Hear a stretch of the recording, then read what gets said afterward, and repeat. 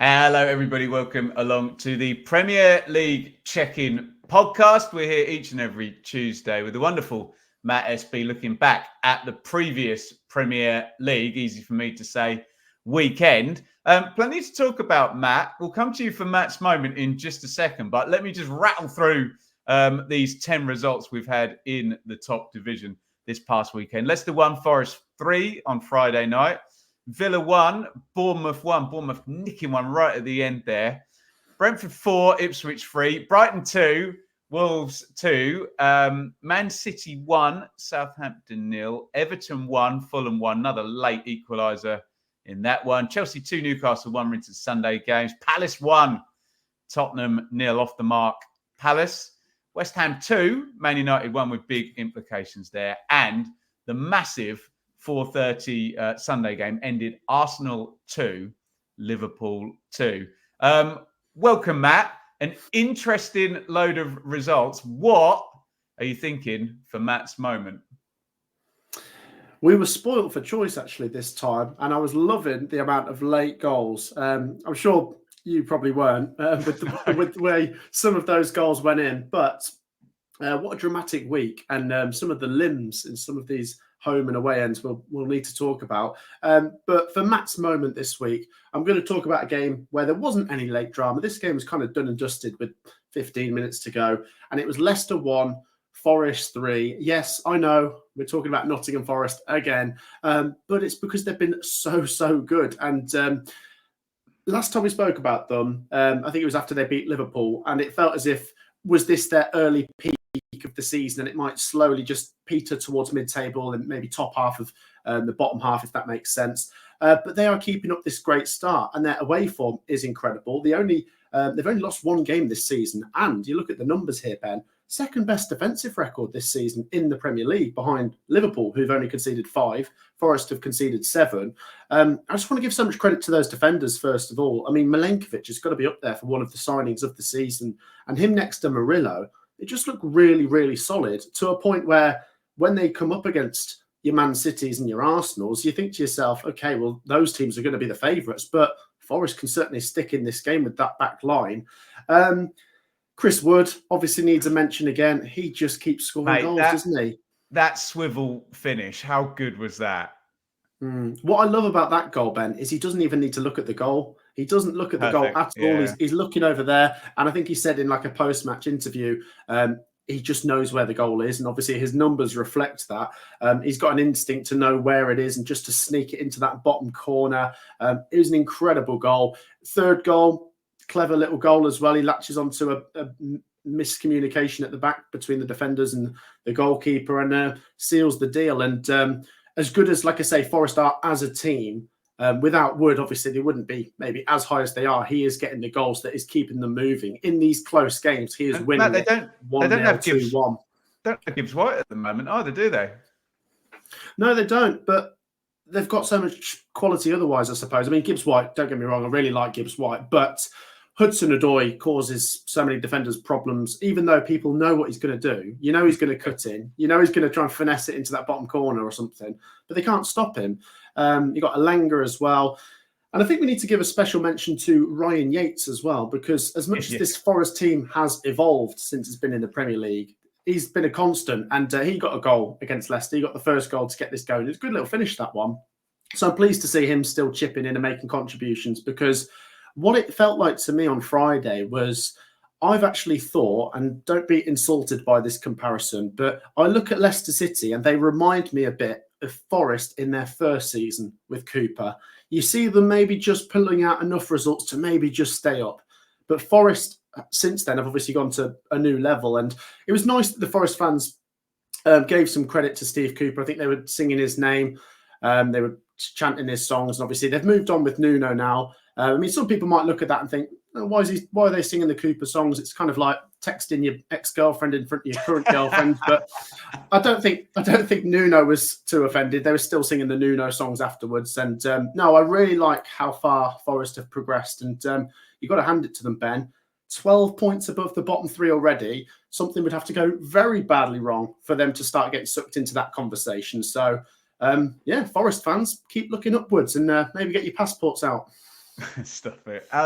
Outstanding. We get a lot of comments when we do the clip every week, Matt, when we're talking about the relegation zone from Forest fans going, oh, nice to be completely not even mentioned in this in the slightest. And it looks like it's going to stay that way for the longest time. I saw a stat, Matt, and I think it might have been last week's game. So remember, Forest bought the players in the first window, and we've discussed this to death, but they did what they had to do given they got promoted with like 5 loan players or something like that. And I believe like only one of the 22 or something was on the pitch, and he was playing for Crystal Palace. It was Dean Henderson. So they've done what they've had to do. They've had to cope with a massive, massive load of churn.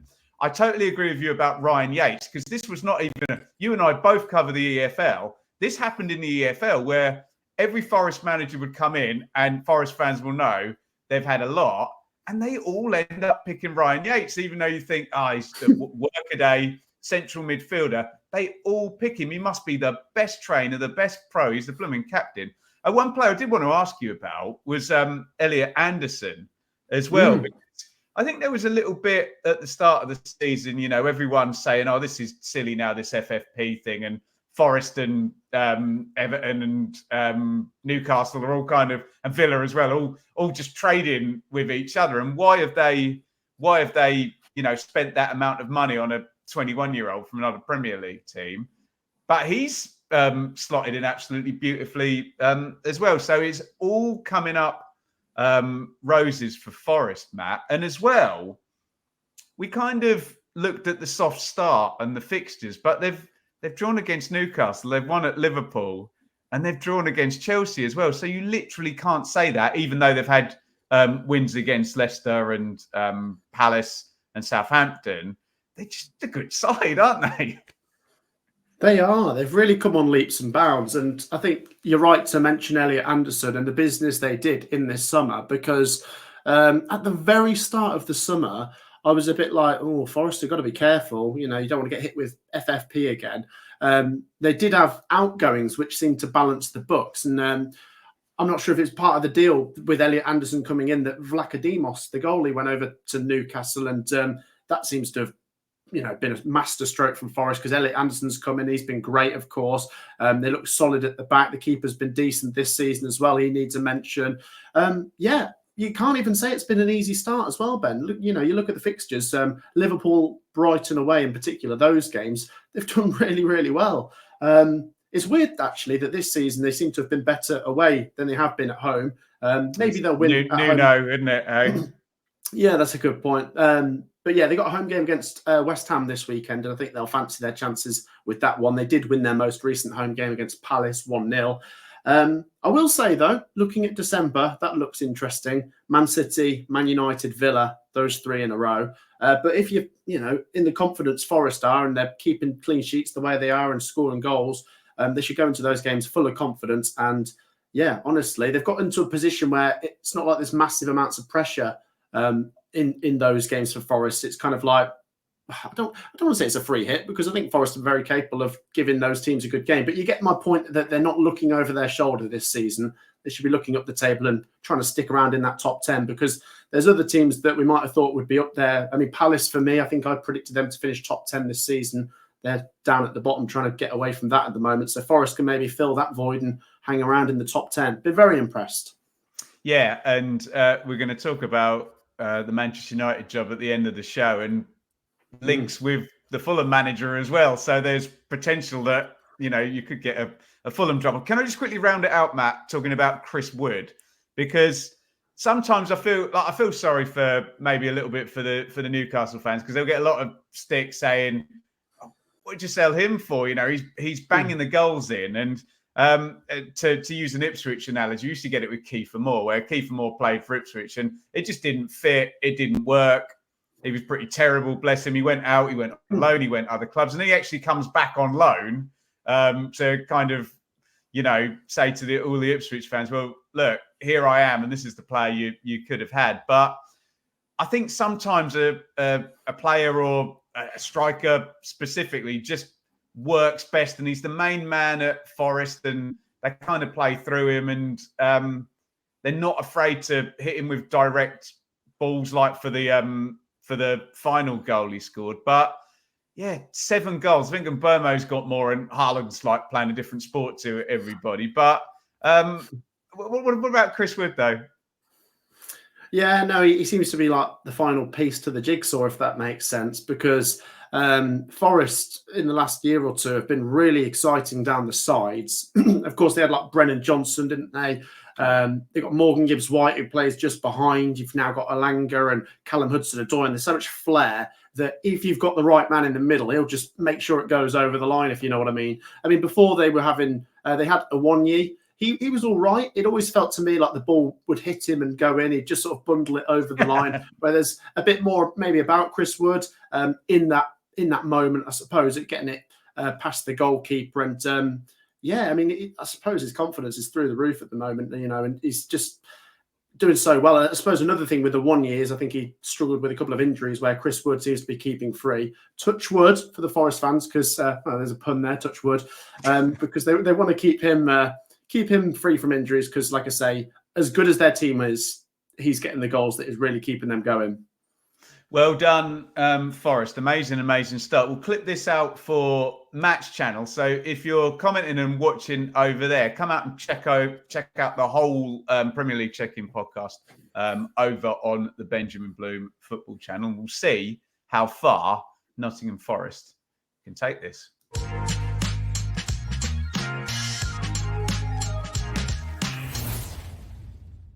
Okay, Matt, we've got a fair few choices for Worldie of the Week this week. Let me tell you my favourites. We've already mentioned Chris Wood and Nottingham Forest, so I can't have it this week, even though I love that spin and hit there. I also thought Jamie Vardy's goal in that game was brilliant, and mainly for Winks.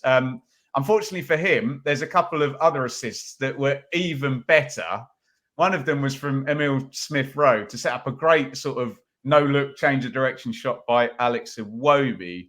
But, Matt, I've got to go for Nicholas Jackson for Chelsea just because of wizard Cole Palmer and the sheer speed of, who was it, Neto down the left. I love that goal. So I'll go Jackson for Chelsea against Newcastle.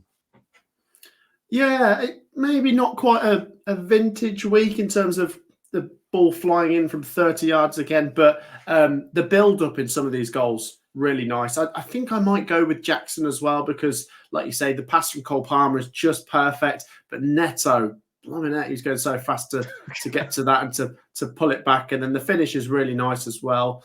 So I think I'll agree with that. And then I quite liked both of the Arsenal goals on the Sunday, actually. I think Saka's goal was really well taken. He, dances past Robertson and smashes it in past Kelleher. And then I really like the bullet header from, was it Moreno, smashed that past Kelleher as well. That was a good game, actually. But yeah, I think overall, I will agree with Jackson.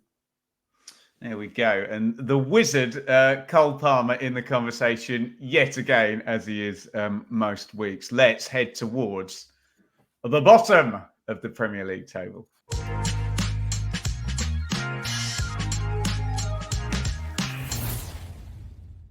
And then there were 3, Matt. We have another winner in the bottom of the table, relegation sandwich, as you like to call it. And Crystal Palace got their first win. They are the big winners of this round. I hate to say it, but Ipswich Town are probably the big losers in this round. But there is context to that. But first, let me talk to you about Southampton and Wolves and get your view. Southampton, and we've said this, away at Man City, away at Liverpool, away at Arsenal, we don't learn a great deal. So I'm actually going to be fairly positive about Southampton, even though they got 0 points. They didn't get shellacked. They were in the game. Cameron Archer hit the crossbar, and look, you're playing against the GOAT manager and possibly the GOAT striker, and it is, don't even have De Bruyne as well, do they? So I'll give Southampton a pass here. Wolves. Oh my God, that 4v1, they should lose the game, shouldn't they, after Ferguson scores? Yeah. And a 4v1 breakaway. So I'm sure you were referring to some limbs. The Wolves fans were loving it behind the goal. But it's papering over the cracks for me. Matt. Okay, it ends the losing run, but you're not going to survive based on actions like that, conceding a late goal and then just utter drama and limbs to make it 2-2. What are your takes on Southampton and Wolves, who are still both without a win? Yeah, let's start with Wolves because we've just done Worldie of the week, but let's go with limbs of the week for Wolves because that was unbelievable. Yeah, watch the highlights back. I mean, I was following the games live, and it seemed like it was going to be a routine Brighton win, and maybe Wolves had just pulled back a consolation. But yeah, you watch that final goal; it's just unbelievable that Brighton have got to be kicking themselves. They had that game sewn up. They conceded one, and you're probably thinking they should still get this through. But 4-on-1. I mean, I can't believe how they misplaced that one pass. And then Wolves right down the other end. And the goal is comical, let's be honest. It sort of deflects and comes down off the bar. But honestly, I am so happy for those Wolves fans behind the goal that went absolutely mental because they probably thought we don't have a chance here. Because if you see their celebrations after the first goal, it was kind of like a sort of consolation celebration. But yeah, the limbs was great for that. And they kind of deserve it because against Man City, they were on the wrong end of a late goal, and they have been quite a lot in the last 12 months or so. So really chuffed for the Wolves fans. I agree with you that it might be a bit of paper over the cracks because you look at the numbers in that game, they probably, don't want to be too horrible to them, but maybe they shouldn't have got anything out of that. But looking at a positive here, I think we can say they're now at the end of the really difficult run. You look at the fixtures now, and this is to me where I thought to myself, Wolves might get moving. Next week, they've got Palace, which feels absolutely huge. And that late goal might give them some positivity coming into that. And has it just bought Gary O'Neill a little bit of time? So, yeah, reasons to maybe be a little bit optimistic, but they will also have had an eye on Palace winning and be a little bit frustrated about that.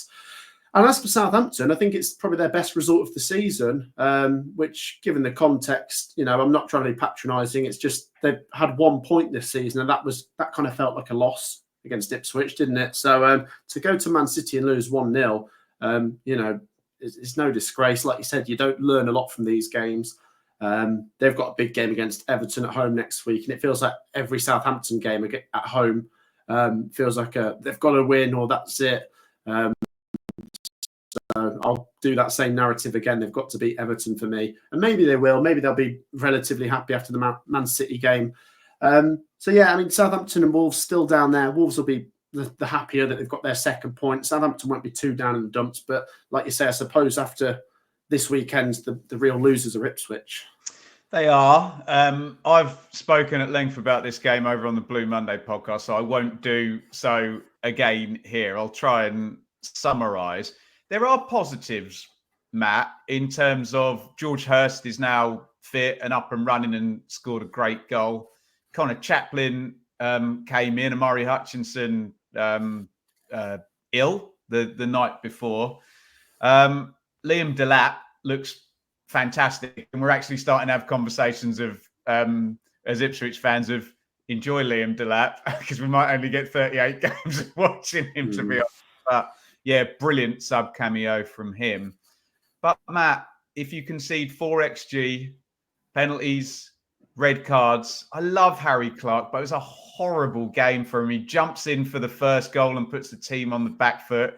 He then scores an own goal for the second goal. He then concedes a penalty where he frankly could have been red carded as well. And it was only that he'd already pulled back Keane Lewis Potter that kind of allowed the covering defender to come across that probably allowed him to not be done for a denial of an obvious goal scoring opportunity. So that was horrible. And then Muric just, it's just a complete aberration, isn't it, for the last goal. So you're picking out so many individual mistakes, Matt. And if you have multiple individual mistakes and 0 wins, you're clearly going to get relegated, aren't you? And we'll bring Palace into it in the broader conversation then, Matt. And that felt like a very big win for Palace, considering it was against Spurs. And you now have, and we've been hyping this up for a few weeks, Leicester Ipswich next week. We've got all of the bottom 6 playing each other, thank you to West Ham's win and then moving out of the bottom 6. you've got Wolves Palace and you've got Southampton Everton. So, completely selfishly as an Ipswich fan, I now actually need Wolves to drag Palace back in, because if Palace win back to back, you're already looking at, 3 teams adrift. And I dare say, if you're correct about Wolves fixtures evening out, could you end up soon with Ipswich and Southampton adrift if they're not winning games? So, what is your take more broadly, factoring in that Palace win now? And we'll talk about mouthwatering matchup, but it feels like the most significant game, regardless of what happens in Ipswich Leicester, is Wolves Palace next week, isn't it? Yeah, it's crazy with all the bottom 6, like you say, playing each other. It is genuinely a relegation sandwich buffet, and you're not sure which way this is going to go. I'm not sure, Ben. It's really, really difficult, because I suppose you've just got to do your own work and just get on with your own game and get the result you can. But you can't help but have one eye on those other results and think, there's so many different permutations and possibilities. What if Southampton beat Everton and that gap closes? And, I suppose you'll look at Wolves Palace and maybe think a draw's not too bad. But the main thing is Ipswich need to get a result. Like you say, touching on that Brentford game, it was a soap opera of a football game, wasn't it? Everything seemed to happen. It was absolutely crazy. There are plenty of positives to still take away, but I've got to be honest, Ben, I am a bit worried just with the goals conceded. What I will take from it is three scored is great. It's another slightly trickier out the way, I suppose. And not many of the teams down the bottom got a win. You've got to try and still scrape the positives. But if you don't get that next win soon, or even worse, you lose to Leicester, then the negativity might feed in a little bit. It still feels like there's quite a bit of positivity, but it just seeps away a little bit each week. It is the Premier League, though. I'm not going to be too critical on Ipswich. It's a baptism of fire, this.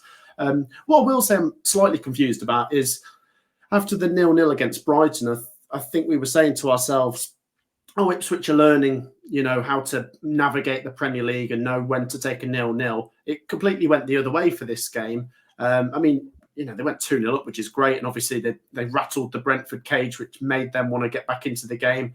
I loved the Delap goal, by the way, to level it up. And there was great limbs from the Ipswich end there. And you're thinking that would be a really good draw now with 10 men. And then the final goal's a killer, especially because I don't even think he's shooting that on Bremer. I think it's a cross, isn't it? It's a cross. He goes straight through. So it's a killer. But you've got another opportunity against Leicester now. And hopefully for Ipswich fans, Leicester on a bit of a downer after losing last week. But goodness me, this is close, isn't it? What a week this could be. Well, let me respond to that, Matt, because, individual mistakes have been terrible. And I never want to be this football fan, because I hate it when other fans do it. But the injuries, like both the right backs, when they're missing Tuanzebe badly after what happened to poor old Clark. Jacob Greaves got hurt.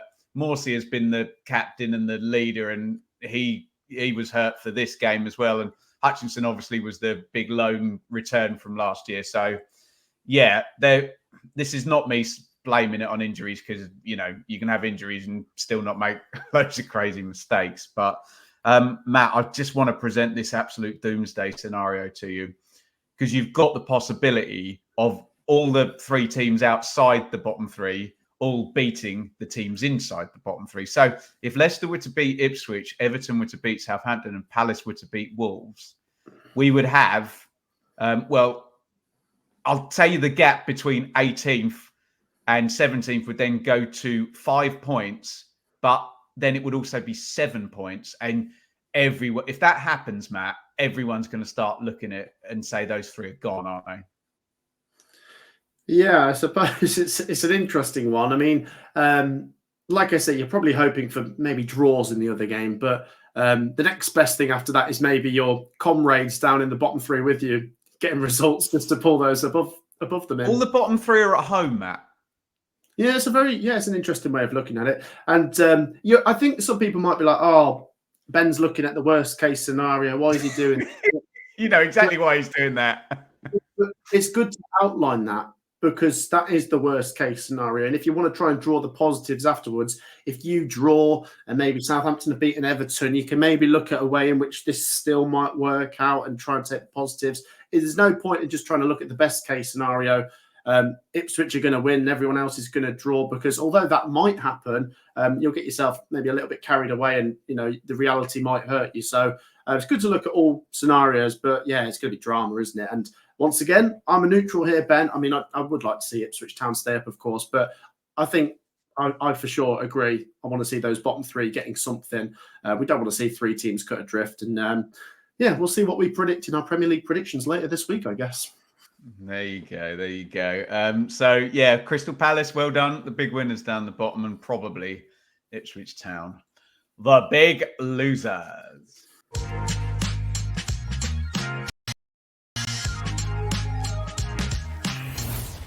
Okay, loads going on. We've already mentioned the bottom six all playing each other. And that is actually pushing the mouthwatering matchup poll. If you head over to the community tab, and I know we get a bit of an Ipswich bias on my channel. It's happened again here. Ipswich Leicester leading the way with 50%. Spurs Villa, which feels like could be very loose and entertaining, 37%, and the other two relegation clashes, they're down on 6% and 7%, Matt. I, though, want to talk to you. We're going to take a rare sojourn up to the top of the table. Do you want to talk about Erik Ten Hag or Rodri? Let's take on Ten Hag because I'm not all too surprised, but at the same time, it must be so frustrating for the Manchester United fans, because I think 90% of the football world roughly thought this might happen given Manchester United's lack of improvement. But they just seem to be so bullish and sort of we're keeping him for this season. A couple of games later, they're not doing great. We're still sticking with him. And then eventually they've decided to twist. But it's just kind of I think in the summer would have been ideal for me, I think, in replacing Ten Hag. I've got nothing against him, by the way. And I have highlighted before that the problems at Manchester United certainly look deep-rooted. I think the players haven't necessarily helped him out. And I think that FA Cup win is what bought him more time. I agree. Which was lucky, to say the least, in the Coventry game. But for sure, they were better than Man City in the final. I'll give them credit for that. But yeah, absolutely no signs of improvement. I think we touched on a week or two ago when we looked at our predictions. We both put Man United in the top 5 or 6 because in the summer, when you don't see them play, you forget how bad they can be. So yeah, commiserations to Ten Hag. It'll be interesting to see who they bring in now. I think they've been linked with, is it the Portuguese chap? And I suppose they'll be linked with quite a few names, actually. And I don't think they should rush it. But yeah, they really do need to have a look at everything. Maybe this would be the perfect time to have a real deep, thorough look through the club at what could go wrong and what we need to fix going into the next manager, because it's not just Ten Hag who's failed at that club since Sir Alex Ferguson's been gone. Yeah, 100%. So, yeah, we'll keep an eye on what's happening in the dugout at Manchester United. And Rodri, quite surprisingly, actually, because all the information was it was going to be Vinicius Junior of Real Madrid was going to be winning the Ballon d'Or. Rodri is the winner. So I suppose from a proud English football fan, we say it's the best league in the world. I'd still have Cole Palmer as the best player in the league at the moment, but we've got the Ballon d'Or winner in Rodri, and he's just got everything, Matt, that, in terms of this Premier League physicality and size. He's got the dark arts and the ability to win fouls. And okay, it must be fun playing central midfield for a Pep Guardiola Man City team when your job is literally recycle the ball to other players, but he's absolutely fantastic at that. And in that kind of deep line playmaker, not necessarily, creative, making key passes for goals, but just an absolutely brilliant player, Rodri. So congratulations to him. I'm sure he cares deeply what Matt SB and I think about his footballing ability. Matt, that'll do us for this week. What's going on over at the Matt SB channel? Premier League predictions are coming later this week. Championship predictions. I've also had Carabao Cup predictions. A lot of predictions. Feel free to get involved. Of course, we do League One predictions and now FA Cup predictions to throw that into the mix. And later this week, I will be interviewing a Sky Blue legend. I'll let you guess who that might be. Wow. Okay, I'm gonna find out once I stop this show and get the Iggy on that one. But thank you everybody for watching. Get your views in the comments. Make sure you subscribe to Matt's channel if you haven't already, and we will see you for another Premier League check-in next week.